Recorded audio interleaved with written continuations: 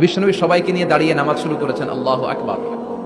রুকুতে গিয়েছেন, রুকু থেকে উঠে পড়েছেন সামি আল্লাহু লিমান হামিদা।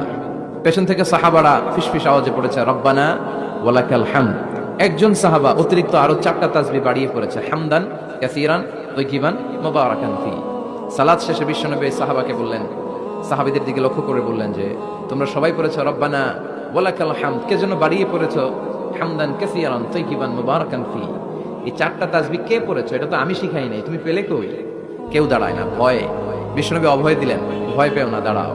একজন দাঁড়িয়ে বলল, ইয়া রাসূলুল্লাহ, আমি আল্লাহর তাসবিহ কম কম পড়লে আমার পোষায় না, আমার পড়তে মনে চাই বেশি বেশি, এজন্য আমি নিজ থেকেই 4টা তাসবিহ বানিয়ে পড়েছি। বিশ্বনবী বললেন, ভয় পেও না, তোমরা তো দেখোনি আমি সালাতরত অবস্থায় দেখেছি বিদউ ওয়া সালাসুনা মালাইকা, তোমার এই 4টা তাসবিহর যে সওয়াব হয়েছে, এই সওয়াবটা 30 জনেরও বেশি ফেরেশতা কে কার আগে আল্লাহর আরশে পৌঁছে দিবে এ নিয়ে আকাশে প্রতিযোগিতা করছিল।